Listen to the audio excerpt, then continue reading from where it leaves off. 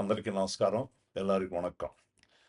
మత్స్యకారుల గ్రామాల కాపులు, పెద్ద మనుషులు, మహిళలు, యువతకి తమిళనాడు బోట్ల విడుదల విషయంలో నాపై వస్తున్న ఆరోపణలకు సోషల్ మీడియా ద్వారా జరుగుతున్న అసత్య ప్రచారాలను ఖండిస్తూ వాస్తవాలను మీకు తెలియపరచదలుచుకున్నాను.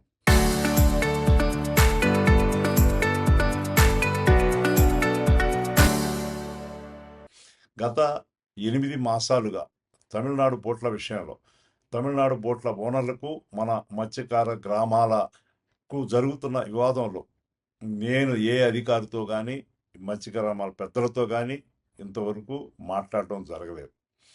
ఇతర రాష్ట్రాల బోట్ల విషయంలో శాశ్వత పరిష్కారం కోసం నెల్లూరు జిల్లా మత్స్యకారులు ఉమ్మడిగా నిర్ణయం తీసుకున్నారని, ఆంధ్రప్రదేశ్ తమిళనాడు ప్రభుత్వాలు శాశ్వత పరిష్కారం చూపాలని చెప్పి మీరు చేస్తున్న పోరాటానికి, మీ మనోభావాలకి, ప్రయోజనాలకి విరుద్ధంగా నేను ఏనాడు ప్రయత్నం చేయలేదు, చేయబోను.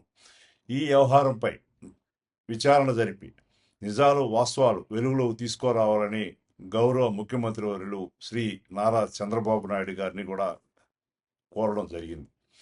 రాజ్యసభ సభ్యునిగా గౌరవ ప్రధానమంత్రి శ్రీ నరేంద్ర మోడీ గారికి, అదేవిధంగా హోం శాఖ మంత్రులు శ్రీ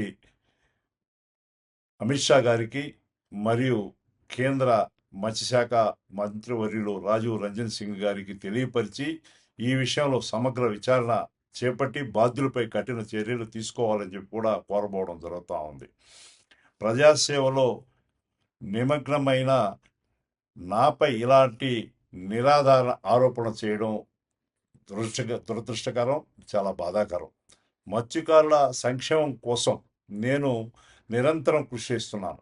మన జిల్లాలో చేపట్టిన అనేక అభివృద్ధి మరియు మత్స్యకార సంక్షేమ కార్యక్రమాల కోసంగా మత్స్యకారులకు చేస్తున్న సేవ మీ అందరికీ తెలిసిందే. నా జీవితంలో మత్స్యకార గ్రామాల ప్రయోజనాలకు, ప్రతిష్టకు భంగం కలిగించే పొరపాట్లు ఎప్పుడు చేయలేదు, చేయపోను కూడా అని చెప్పి మీకు తెలియజేసుకుంటా ఉన్నాను.